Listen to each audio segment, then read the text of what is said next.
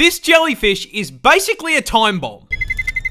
Introducing the irukandji, a species of jellyfish native to the northern waters of the land down under, and possibly my least favourite animal in the entire ocean, because it is just a massive, spiteful cunt. Well, massive is misleading, as this little guy is tiny. I mean, ridiculously small, being not much bigger than your fingernail at the head and basically completely f***ing invisible to the naked eye. This is a fairly major problem, because behind that halo cloak frame they are dragging 3-foot-long tentacles and shocking absolutely no one. Say the line, Bart! It is one of the most venomous jellyfish in the ocean. Yeah! I'm so f***ing tired of the stealth poison multi-classes on OCE servers, dude. This shit is broken. You see, those 3-foot tentacles are covered with tiny little barbs, and at the barest touch, they will literally propel themselves into your skin like a bullet and inject you with the Australia Special, a pina colada cocktail of various neurotoxins. And upon being injected, you will feel absolutely f***ing nothing. You'll keep swimming around, splashing about in the water, kissing the homies, until you are overcome with a sudden, severe feeling of impending dread. I mean the kind of dread that will have you hysterically screaming that you are about to die. I am gonna die! I'm gonna die! I'm gonna f***ing die! That's because the invisible cunt here does psychic damage, inflicting a condition known as irukandji syndrome, which starts with a feeling of impending doom so strong there are records of people asking to be, avoiding a ban here, forcibly disconnected from God's Minecraft server. And that feeling of doom is warranted because about 30 minutes after being stung, that biological bomb goes off, with the venom initially causing extreme pain throughout your entire body. And after making you feel like a failed isekai protagonist, the venom then spikes your blood pressure and heart rate through the roof, which can cause heart attacks, blood clots, and has even been recorded to cause brain hemorrhages. And the f***ed up part is, it doesn't have an anti-venom. This thing sneak attacks you, waits 30 minutes, sends you a private DM telling you it got your ass, and there is not a f***ing thing you can do about it. Toxic little shit. This pigeon saved an entire army battalion. Heroes never die. Introducing our protagonist, Cher Ami, a carrier pigeon who is in the employ of the US Army Signal Corps during World War I. You see, back in the oldie times, radio technology was, kinda dog shit. So carrier pigeons were still the meta for DMing the homies memes over distance. Which is how, in 1918, our feathered little shock trooper here ended up in France, with 500 US soldiers stuck 3 kilometers behind enemy lines, completely cut off from supply and reinforcement in a 7-day shootout. You see, Cher Ami's battalion, juiced up on freedom and red crayons, had overextended and become trapped, surrounded on all sides by German soldiers. And to make matters worse, being stuck behind enemy lines meant they were now on the receiving end of US defense spending, being absolutely hammered with friendly artillery. Now, stuck as far away as they would have had more luck using their radio as fucking nunchucks than a comms device. So they began sending out carrier pigeons in an attempt to tell command to stop fucking shelling them and help on the point. However, the Germans were having none of that shit and shot every single carrier pigeon the battalion sent out of the air like they were running an AIM Labs warm-up. Until only one remained, Cher Ami. Desperate and rapidly running out of soldiers, the battalion wrote a message and attached it to Cher Ami, sending him into the air and watching him sail above the trees. And just when they thought he was clear, some f***ing sweat on the German side nailed him. The battalion watched in horror as their last hope spiraled out of the sky. The bullet tore straight through Cher Ami's center of mass, destroying one eye, punching a hole through his chest, and blowing off one of his legs. And this giga chad of an animal tanked it. Do you have any ibuprofen? I got a headache. The Marines watched in awe as this mangled pigeon picked itself out of the mud and managed to fly clear of German fire. Cher Ami made it the whole way back to base, delivering the message and saving a total of 194 soldiers. Not only did he get the job done, but he f***ing lived. He was granted one of the highest military honors the French army could provide and sent into retirement with his trainer, and when he eventually did pass several years later, he was preserved and placed in the Smithsonian, where you can go see him today. There he is. Absolute legend. Scientists just de-extincted a 12,000-year-old dog. Well, kinda. You see, a bioengineering company called Colossal has dedicated itself to doing what every single Jurassic Park film has told us is a bad idea. Bringing back extinct species. And recently, they made a breakthrough. They have managed to bring back the 12,000-year-old direwolf. You know those big-ass puppies from Game of Thrones that the Starks had? Yeah, those were actually a real-ass animal, alive during the late Ice Age. And the best way I can describe them to you is, basically a wolf on steroids. Yeah, buddy! These things were bigger, faster, and stronger, estimated to have the highest bite force out of any canine. And in a move that I'm sure has no implications, they have managed to bring these bad boys back to life. These two little guys are now 6 months old and have been living on a private plot of land with 24/7 veterinary care. However, they've only just been shown off to the public, with the company going so far as to get a photo op with George R.R. Martin holding one of these adorable little killing machines, showing that man will literally interact with an extinct species before he finishes that last f***ing book. There is, however, one small problem. This isn't technically a direwolf. You see, by merit of them being extinct, short of specking into necromancy, you can't exactly bring them back. Which is where this guy comes in. You see, the grey wolf shares 99.5% of its genetic code with the direwolf. So, using CRISPR gene editing, they basically toss the grey wolf back into the spore creator, then using the code found in direwolf fossils as a build guide, juiced the out of it, boosting the size slider and putting some extra points into strength, as well as adjusting its head shape and teeth. All in all, they made a total of 20 edits to 14 genes, producing the closest thing we can get to a direwolf short of time travel. Which is cool as f***. I give it 5 years before a man-made horror beyond comprehension breaks out of that f***ing lab and we are all playing Resident Evil.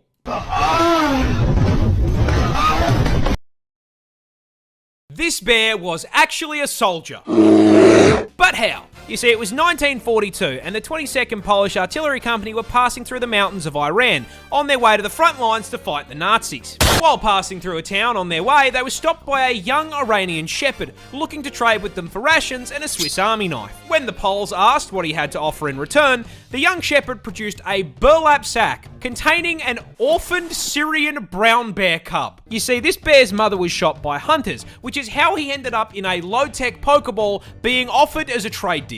The Polish looked at the bear and, clearly seeing the potential for insane dad lore, said, "Damn good deal." And in the most worthwhile trade deal in history, parted ways with their supplies in exchange for a f***ing Pokemon, adopting him into their ranks and naming him Wojtek. And the 22nd immediately set about raising this little man as a proper bear and soldier. Maggots! As a baby, they would feed him condensed milk out of an empty vodka bottle, as well as feeding him on the cartoon bear diet consisting of fruit, honey, and marmalade. They also appointed a soldier as his caretaker, who wasted no time in showing Wojtek how to fit in with the rest of the army, teaching Yogi's little cousin to wave, salute, and even march. While not undergoing rigorous military training, Wojtek would hang out with the soldiers. He drank coffee with them in the morning, trained with them in the day, and when they all got shit-faced in the evening, he would f***ing wrestle with them. Do you know how much a brown bear has to love you to wrestle you? On top of double rations, they would also feed Wojtek treats in the form of beer and cigarettes. They let the bear have smoko. Eventually, Army High Command heard about this and were having absolutely f***ing none of it. You see, pets were not allowed in the army, which meant Wojtek had to go.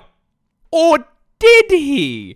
Because the 22nd Artillery Company officially enlisted him. I'm doing my part. I'm doing my part. I'm doing my part. Wojtek was given a serial number and granted the rank of private, so when confronted about the very conspicuous bear in their ranks, they simply went, "That's not a bear, that's Private Wojtek." And Wojtek took his new role very seriously, as during the Battle of Monte Cassino in 1944, Wojtek began using his bulk to transport artillery shells and ammo to soldiers engaged in combat. They had a fucking resupply bear. For his bravery, he was promoted to the rank of corporal, and the 22nd changed their insignia to a bear carrying an artillery shell. This absolute unit smoked, drank, and dropped artillery on the Nazis. Based. Crocodiles are just dinosaurs that forgot to go extinct. I am dead serious, and I cannot think of a croc species to better make my point than the saltwater crocodile, a species native to the land down under, and shocking absolutely no one, yes, it can and will eat you. You see, keeping on theme with the whole forgetting to go extinct thing, the Salties stat spread just feels like something that should have been patched out with the rest of Jurassic Park, starting with their ridiculous size. You see, Salties are the largest reptile on the planet, coming in at a total of 6 meters long with a maximum weight of 1,100 kilos, which makes this murder lizard genuinely longer than my car. And the f***ed up part is that despite being longer than my ute, they are for some reason absolute masters of stealth. You see, crocs are ambush predators, which is a scientific way of saying they are dirty f***ing campers. You see, they've got 2 raised eyes that sit on the top of their heads, which means they can submerge their Ford Falcon-sized frame basically entirely under the water without sacrificing the ability to spot whatever they are looking to turn into a Happy Meal. And from your perspective as the Happy Meal, they are really difficult to see, which makes it very easy to walk just a little too close and, get bitten in half by that hydraulic press that they call a mouth. That's why I love Nestle Crunch. That's right, just like any good camper, these scaly arseholes are packing a one-shot in the form of one of the highest bite forces of any animal on the f***ing planet, having been recorded at putting out a maximum of 3,700 psi of force through their jaws. To put that into context, your skull will crack at 1,100 psi, so a croc would pop your head like a watermelon. And if you don't immediately get folded by the first bite, those jaws will latch onto you as the croc begins a death roll, spitting its ton of body weight like a washing machine until whatever part of you it has decided to eat snaps off and is added to its protein goals. But the best thing about the crocodile is their build is so f***ing good. They have genuinely been around with very little evolutionary change for 65 million years. Which means I grew up watching Steve Irwin wrestle dinosaurs for fun. Rest in peace, you absolute f***ing legend. Koalas are really dumb. In fact, Australia's fuzzy icon is probably the dumbest thing on the planet. And that stupidity starts with their diet, because of all the things they could have chosen to eat, they chose to eat nothing but straight up poison. You see, koalas feed exclusively on eucalyptus leaves, which, shocking no one, are highly toxic, because they are full to the brim with eucalypt oil, which is so fucking poisonous that as little as 3.75 mil is enough to land you in the afterlife, with the Reaper asking you why the fuck you felt the need to eat a leaf. Why? Oh, it's also highly flammable and burns like napalm, because Australia. Now, despite nature putting up this giant do not eat sign, that did not stop the koala, because he can't fucking read. This suboptimal bulking diet not only gives the koala fuck all in the way of nutrition, but also requires their body to rest to filter out the toxins so they don't fucking cark it. Meaning they need to spend upwards of 18 hours a day sleeping in order to just digest their fucking food. These dumbasses spend most of their life in a food coma. That is, however, if they even get to the food to begin with, because they are so mind-numbingly brain dead that they will not recognize a eucalyptus leaf as food unless it is on the branch. I could give this dumbass a lifetime supply of food, and if it wasn't on a stick, he would starve to death. It should come as no surprise to you at this point that the koala has such an esky temperature IQ that they literally have a smooth brain. The thoughts slide right off of this dumb cunt. I love him. Australia has just found zombified bugs. That's right, we are closer to the Walking Dead Down Under than you think. You see, just recently, a scientist by the name of Dr. Francois Broussard made a trek out to the remote savannah of the Northern Territory with the goal of finding and cataloguing brand new species of insect unknown to science. I mean, me personally, I think we've found more than enough bugs, especially considering that half of them can send me directly into the fucking soil. But what do I know, right? Anyway, on his trip to the middle of nowhere, he stumbled across a colony of spiny savanna ants, which is a pretty normal thing to find out there. However, getting closer, he noticed something a little off. You see, the main ant colony was fine, completely normal. However, the several disfigured and deformed ant corpses clamped onto shoots of grass surrounding the colony like a Bug's Life version of Vlad the Inhaler. Yeah, those were significantly less normal. Broussard, mildly unsettled by the ant gore on his timeline, took samples for inspection and upon getting a closer look, realised something both really cool and really spooky.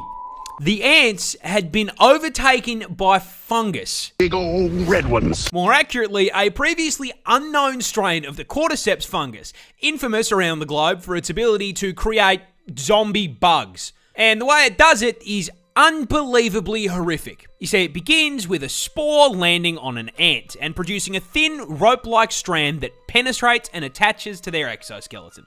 At which point, the ant gets a little timer on his hotbar, counting down to a family reunion with his ancestors. Once inside, the fungus begins to take control of the ant's body and brain function, completely changing their behavior, replacing their colony-focused mindset with one single goal: climb. Its fungus-riddled mind drags its rapidly deteriorating body to the closest high point, which is usually a plant, with its final act being to clamp its mandibles onto the stem in a death grip, finally succumbing to the infection and being completely consumed, its corpse blossoming into a fully grown cordyceps fungus and raining down spores onto the rest of the colony to continue the cycle of infection. Now look, I know this fungus is found elsewhere in the world, but it's a new strain and it was found in Australia. With my luck, I'm going to be playing The Last of Us against couch-sized spiders within the fucking week. You ever wonder how different Christmas is in Australia? Well, wonder no longer, because I'm here to tell you that, like the rest of the country, it's fucking cursed. First off, our Christmas is in the dead centre of summer, which means that rather than waking up to a lovely white Christmas, we wake up and immediately start melting into a puddle because it's 35 fucking degrees outside and the aircon's broken. With this change in weather comes a change in work uniform for old Santa Claus, trading out the usual red and white for a singlet and a pair of thongs. Because to quote the big man himself, fuck wearing that shit, it's too hot. St. Nick has also bought himself a new whip, trading out the sleigh for a, quote, rusty old newt, and firing Rudolph and all of his fucking mates, replacing them with, I shit you not, kangaroos. You may think I am bullshitting you, which is fair, but no, I'm not. We even have a song about it. Dashing through the bush in a rusty Holden ute. Santa also has had a significant change in diet in the land down under, as rather than the usual milk and cookies, my parents told me to make sure to leave a few nice cold beers out on the countertop for old Santa, which, knowing what I do now, was absolutely just an excuse for my parents to pre-game Christmas Day. But I also can't think of anything more Australian than turning a jolly old man into a raging fucking alcoholic.